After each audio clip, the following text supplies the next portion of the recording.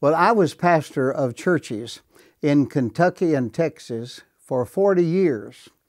And then when the Soviet Union dissolved, I began a ministry in Russia and Ukraine. And the reason that I have stayed in Ukraine is because the people have been so gracious and so receptive. And so we have just continued to minister because God seems to bless our every effort. We do three things. We do religious ministries, we do humanitarian ministries, and we do medical ministries. And so these are the three things that we have done for the last 18 years in Ukraine. Well, I was called to the ministry when I was 17 years old. And so I went to college and received my bachelor's degree, and then I received 4 postgraduate degrees at the seminary. And so my entire life has been helping others. So I don't call it charity, I just call it service to mankind. Jesus came into the world to save people and to minister to people. And in 2 Corinthians, the Bible tells us that we have been given the ministry of Christ, that God was in Christ reconciling the world unto Himself and has committed unto us the ministry of reconciliation. So I have given my life to the effort of bringing people to Jesus Christ and to ministering to their needs. Well, I have been privileged to travel around the world several times, and I have preached evangelistic crusades in about 50 countries around the world.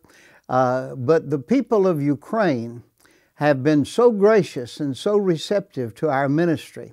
And even last year, the president of Ukraine awarded our ministry the President's Merit Award for the contribution that we have made in medicine by helping raise the delivery of health care in Ukraine. And so the thing that has impressed me about Ukraine is the openness and the honesty of the people and the warmth of their reception. I have never been anywhere in the world where I have been so graciously received as I have been in Ukraine. And many of the prime ministers and the president and those who lead the country have been my friends and have been very gracious and open to me and have made their offices and their ministries available to me. And so I'm very much appreciative of that.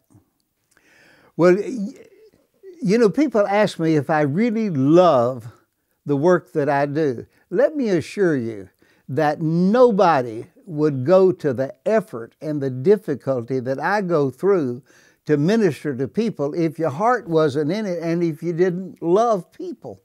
You see, Jesus came into this world because He loved people. And my ministry is not to buildings or to institutions. My ministry is to people. And Jesus came and lived and died on the cross to pay the penalty for the sins of people. And He has given me the high honor and privilege of following His ministry. And there's no greater privilege in the world than that of the Christian to actually represent Christ in this world. So with the people with whom I minister, in a real sense, I am Christ to them because Christ allows me to stand in His place and encourage people to come to Christ. You know, people often ask me about what I have sacrificed in order to perform the ministries that I perform. Well, to be honest, there is no sacrifice to serving Christ because what minor things that you might be willing to give up are replaced by things that are so much more magnificent and so much more important and of eternal significance. So sacrifice has nothing to do with what I do in the ministry. It's an honor, it's a privilege, and my heart overflows with the privilege of trying to be Christ to people in different places around the world, and especially in Ukraine. Well, my plans for the future are to continue doing just exactly what I have been doing.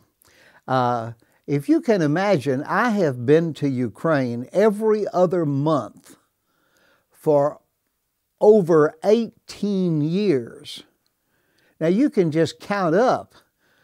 Every other month means 6 trips. That's twice crossing the ocean. Every month, every other month, times 18. And you can imagine how many times that I have got on an airplane and flown across the ocean to come to Ukraine. And the privilege and the honor that I have of representing Christ in the areas where I have ministered is the highest honor that a person could have. Right now, we're in the process of assisting 4 mission churches with their building projects. And these churches are going to be preaching the gospel long after I'm gone. At my age, I know that I'm looking at the finish line.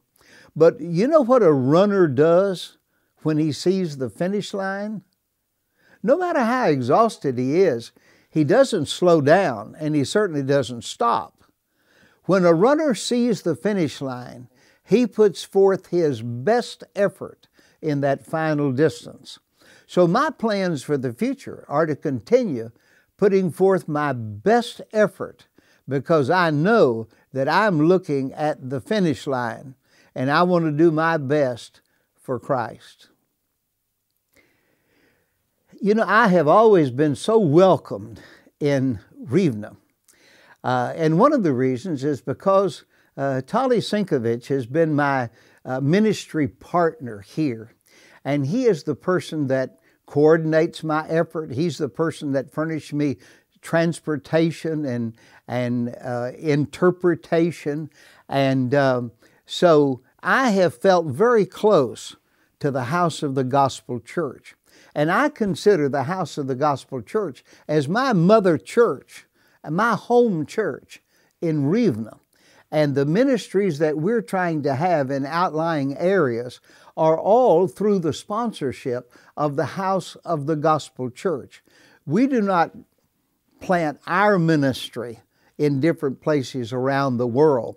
We try to network with strong existing churches like the House of the Gospel, and then we try to provide the resources and the encouragement to help the church, like the House of the Gospel, to expand their ministries. And I'm grateful for the pastor and to the congregation and to the staff and to the television ministry of the House of the Gospel for the way they're continuing to reach out to share the message of Christ with others.